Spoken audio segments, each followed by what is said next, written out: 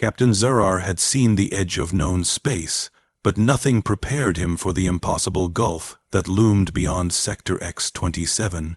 He sat alone in the command chair of the stellar wraith, its systems humming with a low, mechanical unease, the kind of sound that gnawed at the primitive parts of the mind, whispering of things that should never be touched.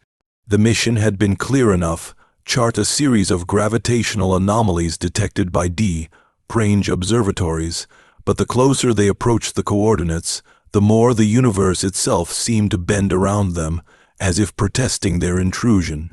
Instruments failed first, gyroscopes spinning in ways that violated physical laws, sensors detecting structures where none could exist, voices creeping into the ship's comms, speaking in tongues that lacerated understanding itself.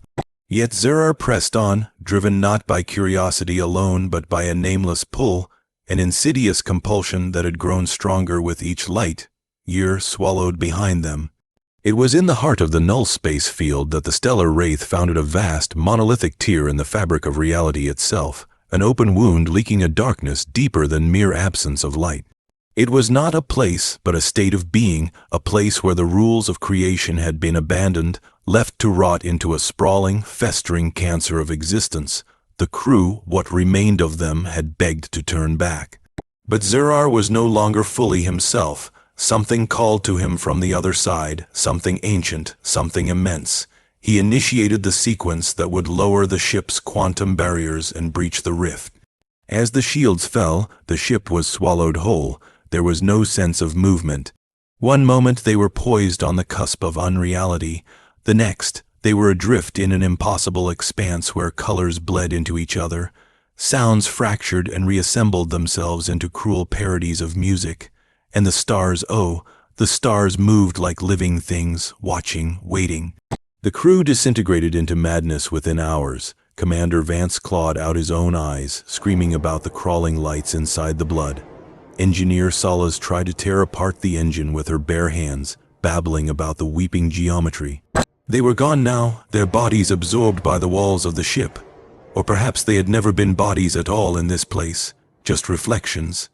Echoes of terror refracted into a million unseen dimensions. Zarrar was alone, and yet profoundly not alone. The ship was no longer a vessel but a living thing, its corridors shifting and breathing, its bulk, heads whispering his name in voices he almost recognized: his mother, long dead, an old lover he had abandoned, a child he had never fathered. Time meant nothing here. He wandered the endless halls of the wraith, each turn revealing vistas of impossible cities floating in black seas, titanic beings kneeling before altars of writhing stone, galaxies collapsing into themselves with mournful wails that shook the marrow of his bones. At the heart of the ship, or perhaps the heart of the dimension itself, he found it. A throne of pulsating flesh, alive with countless mouths whispering endless blasphemies, and seated upon it, or rather entwined within it, was Dormammu. But not the Dormammu the myths had spoken of, not the entity portrayed in ancient Earth legends as a mere sorcerer or demon, lord. No, this Dormammu was something else entirely, a concept made flesh, the living embodiment of negation, of uncreation, of the triumph of meaningless chaos over fragile reality.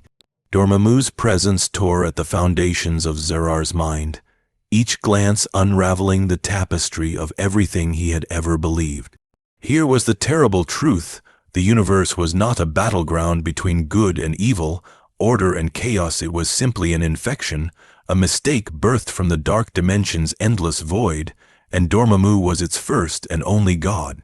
You seek truth, the being intoned though its mouth never moved. The words wormed their way directly into Zarrar's brain, carving new pathways through neurons that spasmed in agony. Then see, and Zarrar saw. He saw the birth of the universe as nothing more than a spasm of random decay within the rotting carcass of a greater, dead cosmos. He saw humanity not as a crown of creation, but as a fleeting mold growing upon a dying ember. He saw every act of kindness, every triumph, every hope, rendered absurd against the backdrop of an infinite entropy that no god, no hero, no will could ever halt. He saw himself not as a man, not even as a soul, but as a shadow cast by accident, doomed to flicker and vanish without meaning. And still Dormammu spoke, each syllable a hammer blow against the frail edifice of Zarrar's sanity.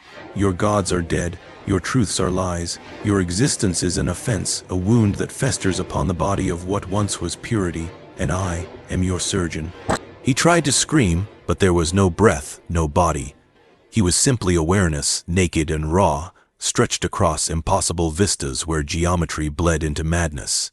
He was shown the future not his own, for there was no longer a him to possess a future, but the future of everything.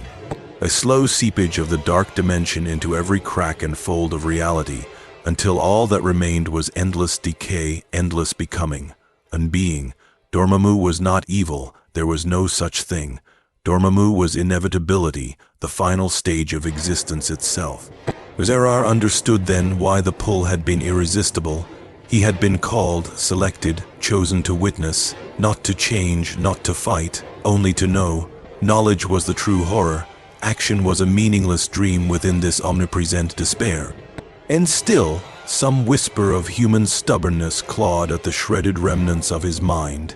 He staggered backward toward the remnants of the stellar wraith, or at least the shape that memory insisted must be the ship. The thing that had once been his vessel pulsed and shifted as he approached, and a rent in the wall opened like a yawning maw. He stumbled inside. Systems dead, time dead, crew dead, and yet he was back. Dormammu watched, not with malice, but with a terrible patience. Zarrar activated what remained of the ship's engines, not expecting them to work, not even fully understanding how anything could exist here, but somehow they did. The ship shuddered, tore itself apart, reassembled itself wrongly, but it moved. He felt himself falling upward through layers of unreality, through blizzards of antimatter and fields of shattered time, until at last, impossibly, he emerged into real space. The wraith was ruined, its frame scorched and crumpled, its systems little more than melted slag, but Earth was there, hanging serenely against the backdrop of familiar stars. He had escaped, or had he? The Earth he saw was not the Earth he had known. Subtle differences gnawed at him. The continents were wrong, the oceans breathed, the moon wept slow rivers of black ichor across its surface. He knew then he had never truly escaped. The dark dimension was not a place, it was a state of being. It had seeped into him, remade him, made him its messenger, its harbinger. He was a vessel now, a carrier of the infection. And as he guided the dying wraith into Earth's atmosphere, as he broadcast his final transmission, he spoke not with his own voice, but with the chorus of Dormammu's mouths speaking through him. Truth has no meaning, life is a dream, the dark comes for all, prepare yourselves to awaken. The signal went out, across the world, radios, televisions, neural implants shivered with the same cursed message. Some laughed it off, some wept, some simply listened, paralyzed by a terror they could not name. But deep down all knew it was true. Nightmares grew heavier, shadows deepened, stars blinked out one by one. And somewhere, in the forgotten corners of the mind, humanity began to remember a truth it had long suppressed, that existence was never meant to be, and that the silence of Dormammu's embrace was the only true peace. Captain Zarrar was never found. The wreck of the stellar wraith burned to ash in the atmosphere, or perhaps it was absorbed into the fabric of a world already unraveling. But sometimes in the dead of night, when the wind howls just right, and the stars seem too far, too cold, and too few, you might hear a voice whispering on the edge of sleep. It is not a dream, it is not your imagination. It is Zarrar, or what remains of him, delivering the final, eternal message from beyond the limits of human understanding, that the search for truth is not a journey toward enlightenment, but a descent into ruin. That there are things better left unknown, that the greatest mercy the universe ever granted was the ignorance of its own disease, and that mercy has now been revoked. The dark dimension watches, Dormammu stirs. And the end is not coming. It has already begun.